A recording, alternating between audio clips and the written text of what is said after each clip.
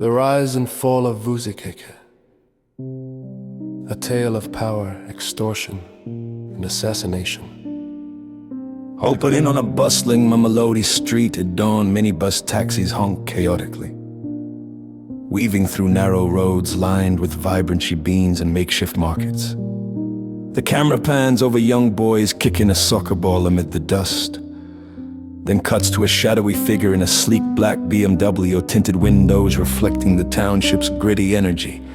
Sombre Perskill music swells mixed with distant township jazz. In the heart of Mamelodi, 20 sprawling township east of Pretoria, where the hum of taxi engines drowns out dreams of the young. One man rose from the dust to command fear itself, his name.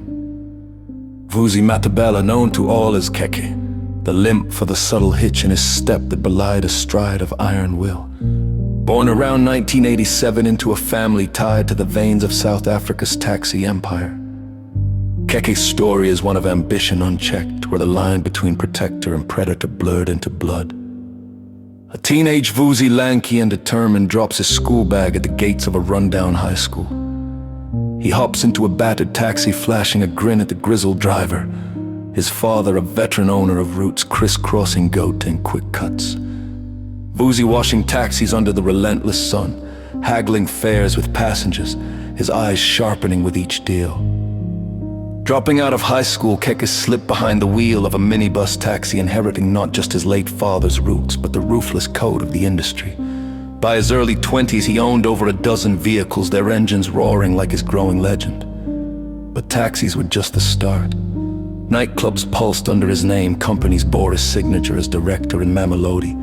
He became the unspoken kingpin. A modern Al Capone, as locals whispered, demanding protection fees from shop owners and mechanics, his enforcers collecting tribute like taxmen from hell. Wanch of intimidation, shadowy figures in hoodies corner a trembling shopkeeper at dusk, cash exchanged under duress. Cut to a 2019 protest. Taxi drivers from the Mamelodi Amalgamated Taxi Association block roads with burning tires, signs reading "No more illegal fees."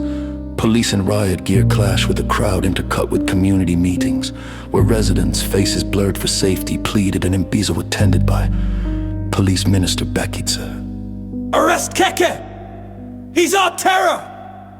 By 2018, the extortion web tightened, businesses paid or perished. Taxi drivers forked over operating fees to Khekhe's syndicate, sparking blockades and cries for justice at a packed community gathering. Minister Sela vowed to shatter the rain, calling Khekhe Mamelodi's no one Tsotsi. Arrest followed his spokesperson, bodyguards, but witnesses vanished like smoke and charges crumbled. Yet beneath the township's chaos, a deadlier contract brewed, one that would drag Khekhe from the shadows into the glare of infamy. October 2, 15th slow motion reenactment. In stark developed his clash with corrupt Northwest tenders, exposed graft that stung the poundsful was a revenge.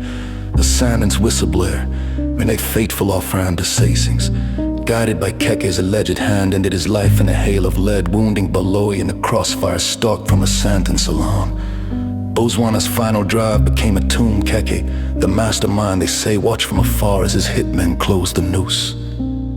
Wandile Bozwana, the billionaire builder whose soga developers clashed with corrupt Northwest tenders, exposed graft that stung the poundful, was it revenge? A silenced whistleblower. On that fateful off-ramp, assassins, guided by Khekhe's alleged hand, ended his life in a hail of lead, wounding Baloy in the crossfire stalked from a Sandton salon. Bozwana's final drive became a tomb. Khekhe, the mastermind they say, watched from afar as his hitmen closed the noose.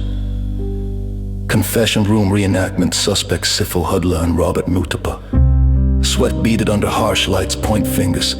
Cut to January 2016, Khekhe cool in a tailored suit, surrenders at Brooklyn Saps, limp barely noticeable as cuffs click bail hearing. R50,000 freedom, but strings attached, no travel, no crime. Hitman Hudla and Mutapa fall first, their confessions naming Khekhe as the architect, alongside Bongin Kosi Kumalo. He turns himself in months later, the limp who walked free on bail. But hubris followed, jaunts to Mauritius and near misses to Dubai, bail violations that ignited fury. Extortion charges piled on in 2090. Mamelodi breathed as he was tamed in cuffs, paraded like a fallen Don. Judge Bert Band yanked his liberty. No, No. No. No.